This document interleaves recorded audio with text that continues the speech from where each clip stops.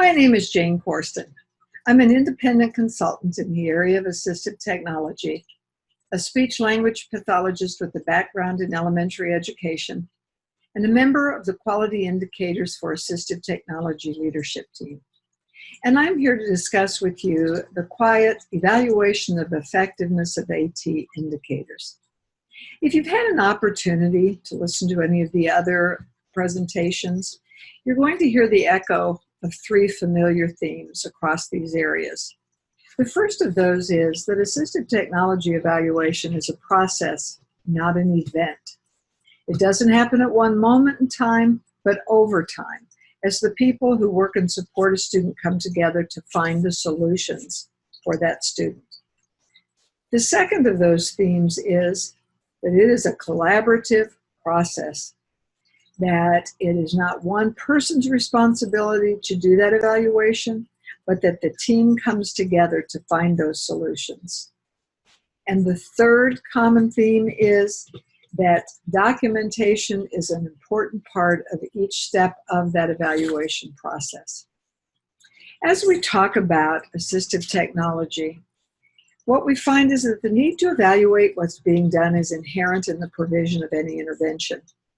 It's a two-part process, which includes systematically recording data about a child's performance and then reviewing that data to determine if learning is progressing at an acceptable level. While IDEA states the need to document a child's progress, a child with an IEP, at least as often as a child without an IEP, it contains no specific legal requirements about the method or frequency of data collection for AT.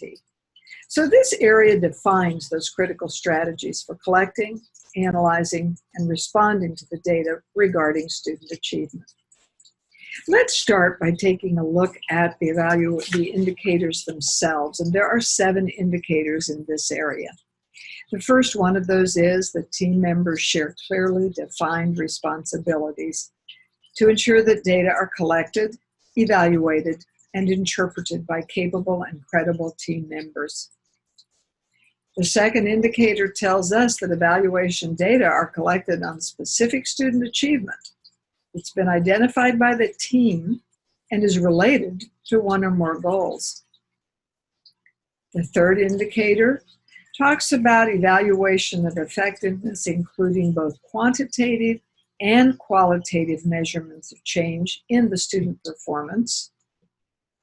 The fourth indicator talks about how evaluation of effectiveness occurs across environments during naturally occurring as well as structured activities.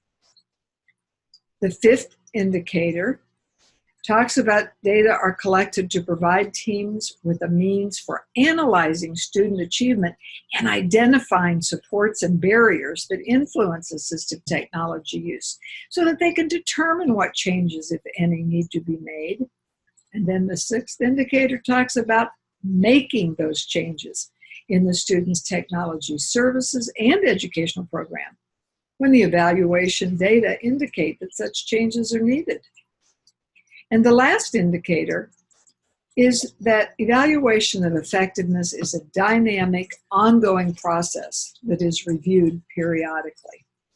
So as we look at those indicators,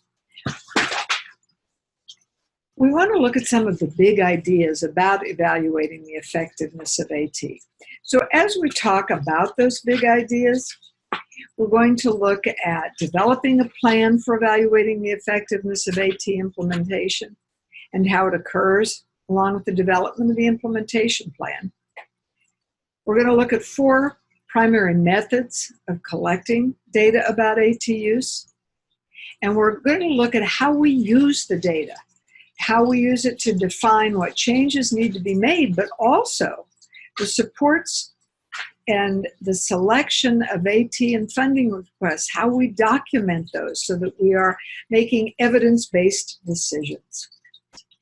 Looking at developing the plan for evaluation of effectiveness, we talk about how it occurs along with the development of the implementation plan.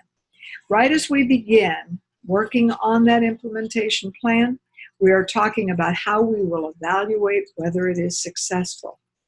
And we want that technology to be used across whatever environments it is useful for. So we need to collect that data during those naturally occurring as well as structured activities. So as we are developing the implementation plan, we are identifying what are those naturally occurring and what are those structured activities.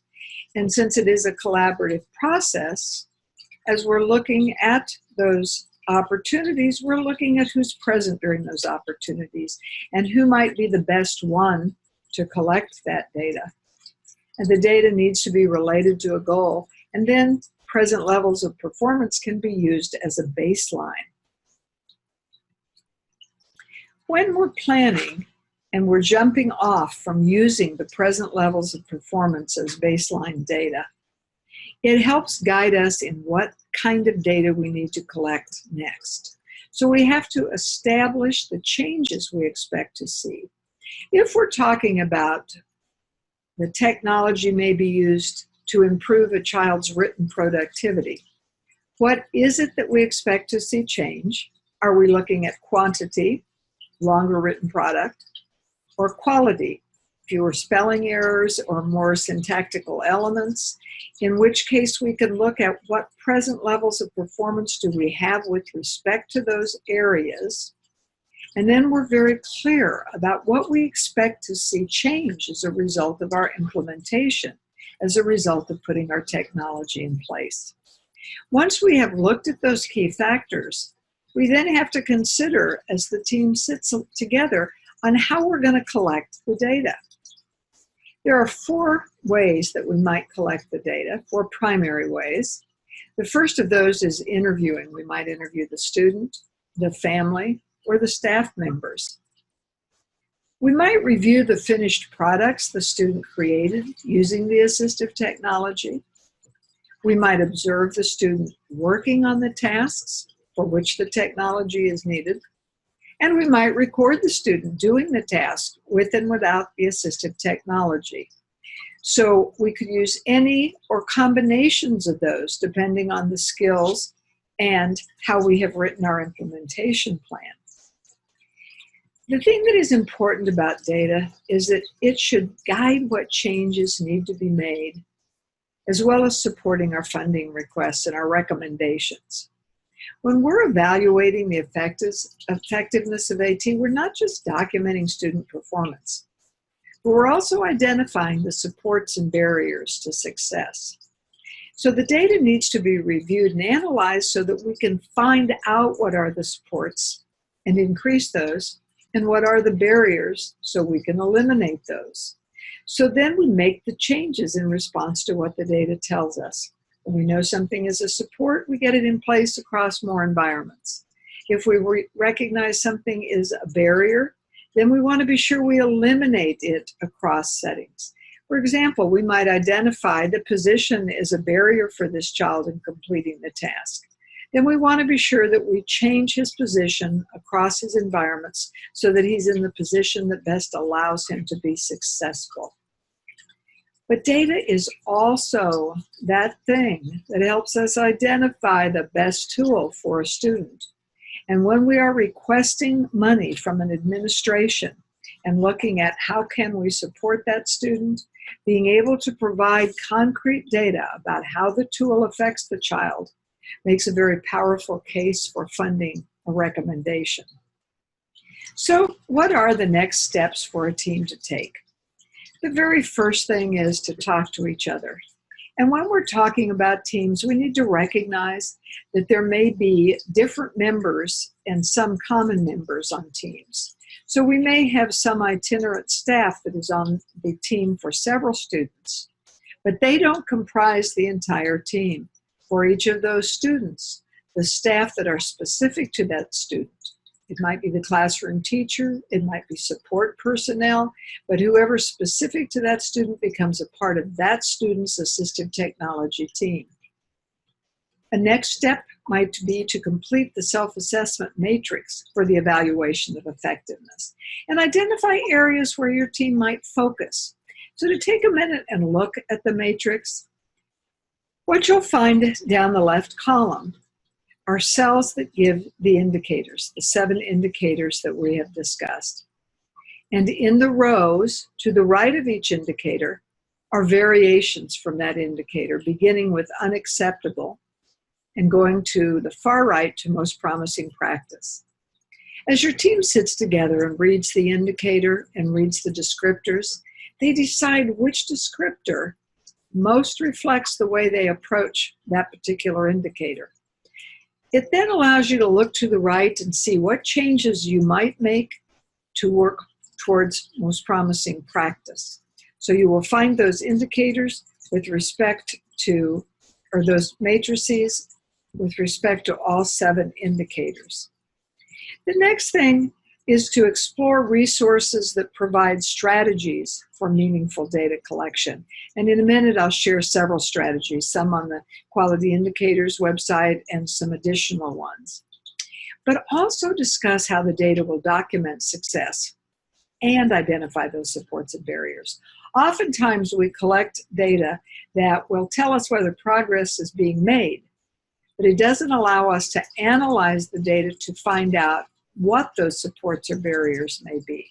So we want to be sure that as we design our system for collecting the data, that we discuss on our team, what do we think might be obstacles? Might it be the time of day that we collect the data? He does better in the morning than in the afternoon. Do we want to look at position? And of course the different tools that we might be implementing. So look at how we will capture the information that we need in that data so that we can make the changes we need to make. When we look at resources for evaluation of effectiveness, I'll first mention 4 that can be found on the Quality Indicators website. The first of those are the indicators themselves, the indicators for evaluation of effectiveness of assistive technology. You will also find the QIAT self-evaluation matrices, including the matrix for evaluation of effectiveness. You will also find a plan for developing your evaluation of effectiveness of AT use. And the 4th resource is the QIAT Resource Bank. And on that bank, you will find ideas, thoughts, protocols that have been shared by different members of the listserv. So take time to go look and see what you might find that supports your need, your current evaluation need. You'll also find some specific strategies for different skill areas in Every Move Counts, Clicks, Chats, sensory-based approach to communication and assistive technology. You'll find general discussion, fine-tuning how you develop your data collection plan, in How Do You Know It, How Can You Show It, and that's available at the Wisconsin Department of Education website. And for general discussion, data, more than just checks on a clipboard, in the Closing the Gap periodical, February to March 2010. Consider coming and joining the QIAT website and participating in the discussion. There are 5,000 professionals participating internationally. The conversation is rich. The discussion offers many ideas and many strategies. You might want to consider the QIAT book, The Quality Indicators for Assistive Technology, a comprehensive guide to assistive technology services, published by CAST Professional Publishing in 2015. And feel free to contact the QIAT Leadership at quietleadership@gmail.com. Thank you for joining me today, and happy data collection.